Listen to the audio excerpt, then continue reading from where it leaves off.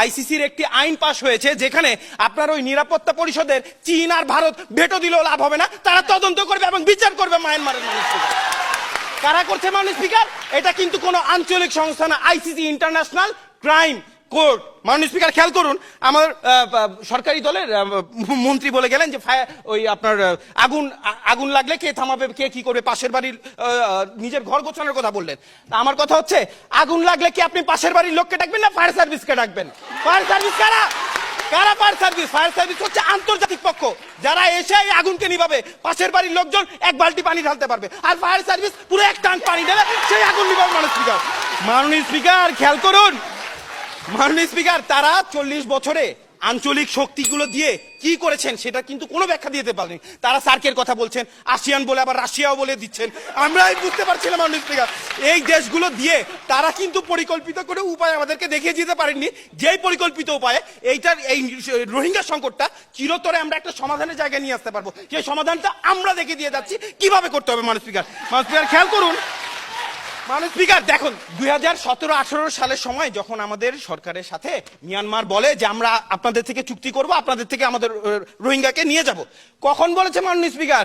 যখন তারা দেখে আন্তর্জাতিক আদালত তাদের বিরুদ্ধে তদন্ত চালানো শুরু করবে, এবং যখন দেখে আন্তর্জাতিক ইউএনওর মতো সংস্থাগুলো তাদেরকে চাপ প্রয়োগ করতে আসছে, তখন তারা সেই চাপকে ছাড়ানোর জন্য বাংলাদেশের সাথে এসে সেই চুক্তিটা করে। মাননীয় স্পিকার, সেটা কিন্তু আন্তর্জাতিক চাপের কারণে সেটা সম্ভব হয়েছিল।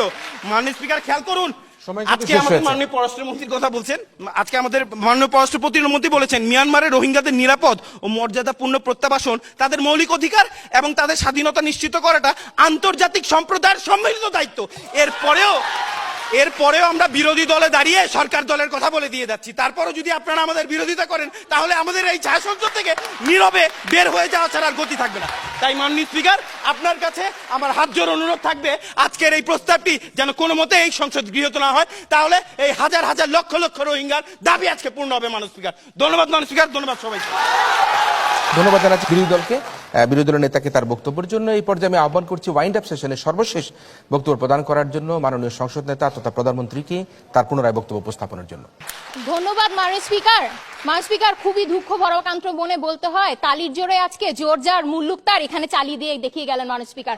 তাই মাননীয় স্পিকার, বারবার তারা বলছে আন্তর্জাতিক সাহায্যের কথা। মাননীয় স্পিকার, যে নিরাপত্তা পরিষদের আমরা সদস্য নেই, মাননীয় স্পিকার, জাতিসংঘের সামনে গিয়ে দাঁড়িয়ে থাকবো, বিচার করেন তো বিচার হয়ে যাবে। মাননীয় স্পিকার, এটি ওরা বারবার বলতে যাচ্ছেন। মাননীয় স্পিকার, তাই মাননীয় স্পিকার, আমরা ঘোড়া ডিঙিয়ে ঘাস খাওয়া নীতিতে বিশ্বাসী না, আমরা সবাইকে এক করে নিয়ে আন্তর্জাতিক চাপ দিতে বিশ্বাসী। মাননীয় স্পিকার, এখানে লক্ষ্য করুন, ওনারা বারবার বলেছে আমরা কোন ধরনের রূপরেখা দেখিয়ে যাইনি। মাননীয় স্পিকার, এখানে দেখুন, প্রথমেই যখন এসে বলেছি রোহিঙ্গা সংকটটা কিভাবে দূর হবে, মাননীয় স্পিকার,